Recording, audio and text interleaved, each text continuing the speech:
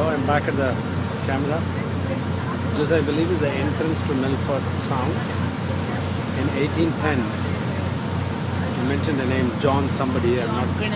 John Grinnell is the person who entered first through this. So this is a Tasman Sea that you are able to see here. And then you will recall that Ricky Ponting represents Tasmania. So he is across this entrance.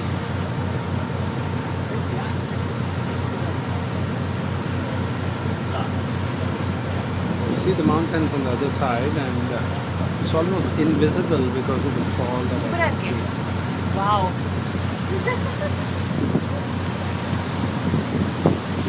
The wind speed is reduced, so it's more comfortable here right now to do the picture. So let us walk across to the front of the deck again. You'll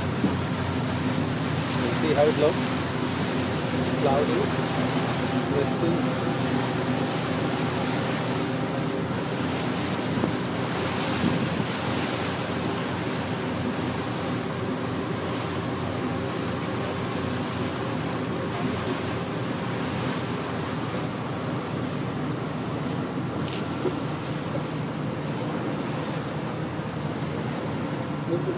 We've done about 50% of the travel so far, and I suppose sometime down we will start going back down through.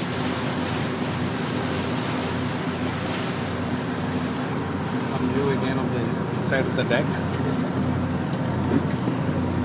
where Nivedita has gone back. You can see her on the frame here. Patabi is slowly coming out. Patabi is amakaling bhujia, and I can see that, so he is showing the haldiram or whatever bhujia to you through this, if you can get a view. So he is happy, and almost for the last 10 minutes he has been busy consuming that. Some others were having a cup of tea. Somebody else is having a little snack. And behind him you can see again the nature's beauty that I'm able to capture on this, as much as I can capture on this video film. You can see a little ship. I don't know, there's the ship or a boat behind which is following us. Some more view of the mountains. I strongly recommend coming out to the bow. It is much nicer out here now that the wind is at our back.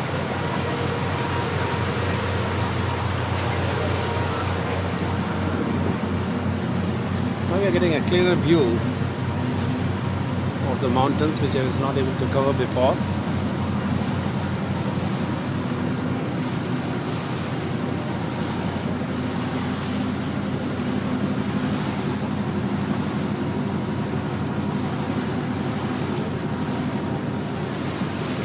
Boat which is sailing by.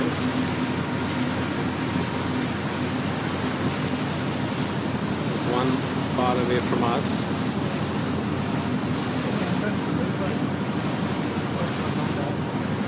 Patabi has come behind me, so let me try and cover him from close quarters and then see how he is devouring the bhujia. I think he likes bhujia very much. Is that so, Patabi? No. You like bhujia very much? Yeah. Or you like anything which is snacking? The Haldiram best product. Patabi has endorsed Haldiram. I think we have a new model on Milford Sound who is endorsing the bhujia, and it's half empty right now. Rising out of the south side of the fjord, or the north side, out of the water. We have one step, two step, and third step disappearing now behind that cloud. Across the fjord on the south side, we have a singular step coming out of the water. Now, draw an imaginary line between the top of the step on the left, all the way across the water to the top of the step on the right. This is where a valley floor was once, until a glacier carved out that valley where the water lies. Doing that again on the second step up, drawing that imaginary line from the second step all the way across the fjord. And then for the third time, just disappearing behind the cloud where that step is, all the way across. So the valley floor was once 1,000 meters above our head until the glacier flowed out toward the Tasman and cut all the rock out in its path. So the very first step, way up there in the mountainside, is 2 million years old as when the ice ages began. The next step down, between the first and second, 1 million years old. And then the third step down, where the water sits, that valley there was carved out 600,000 years ago. There are 2 more valleys underneath the water that we can't even see, indicating 5 major glaciers and glacial periods that cut out these valleys successively down the mountainside. You'll notice that each of the valleys get narrower and deeper as they carry on down the mountainside. I enjoy the Palisades so much because 1, it displays where the valleys were eroded down time after time, and 2, it shows the truly underestimated power of moving ice. This is hard granite rock, ladies and gentlemen, the toughest stuff on the planet. Glaciers carve through this rock like a warm knife would carve out a stick of butter. It is truly amazing to consider the power of these glaciers by looking at the Palisades before us. Between the first and second steps, we can see that characteristic half U shape, the steep side, coming to a rounded out bottom where the valley floor once was.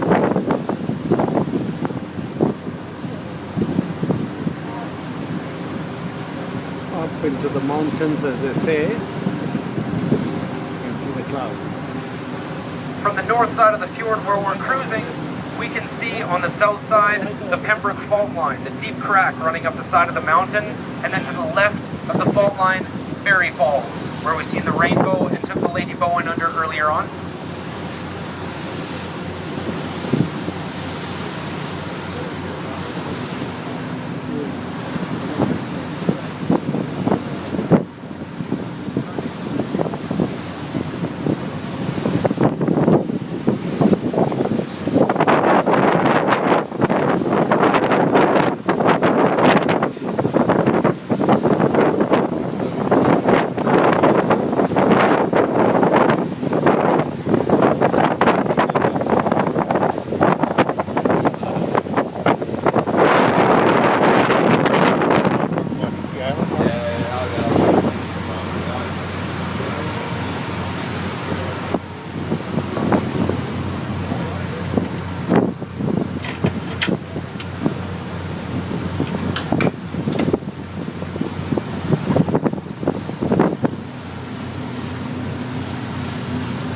Waterfalls in front of us now. We have the Palisades Falls in front of us to the left. And this wee little waterfall in front of us to the right is called Disappearing Falls. Disappearing Falls is doing what it does best, and that's disappear before it reaches the bottom. This is not the one. Now it's truly magnificent when there's a little more water coming out of Disappearing Falls, and the wind speeds are just right, that it takes all that flowing water out of Disappearing and throws it back up into the forest, all along the rock wall.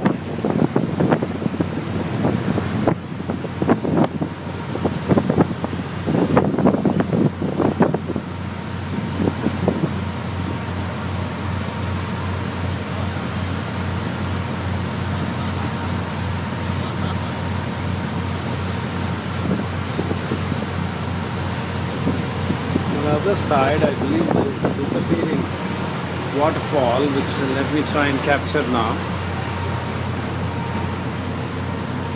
Yeah.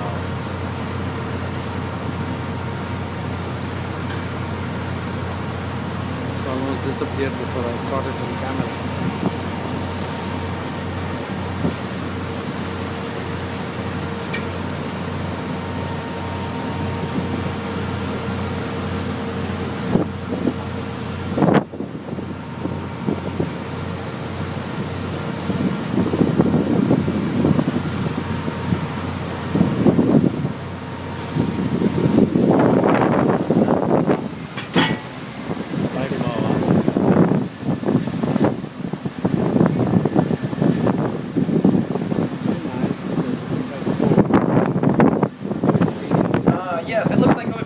This is more of the New Zealand fur seal sitting on the rock ahead of us.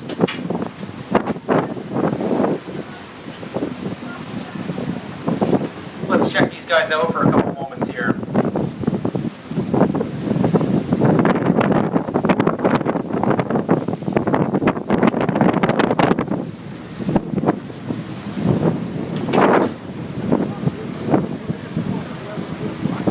Now the fur seal here doesn't mind the cold weather so much. They have a very thick layer of blubber or fur. Now the blubber, which is their fat, was once harvested for machinery lubricant and lamp oil. And their pelts, second warmest in the world, were used for garments all over the place. The warmest one in the world is the polar bear.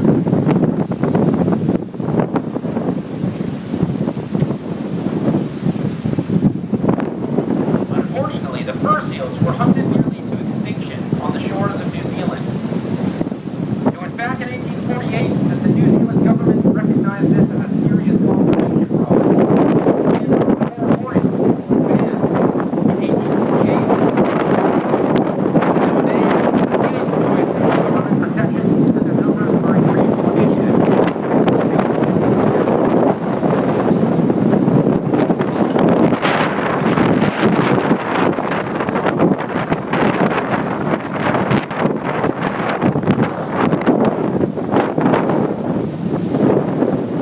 As I mentioned earlier, a bit of a boys' club happening here in Milford Sound as far as the seals are concerned. They're very, very cute.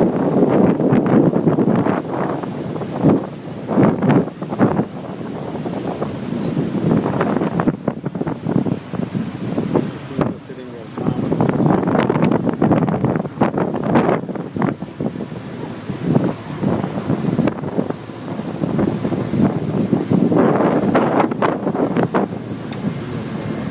Nature, beautiful.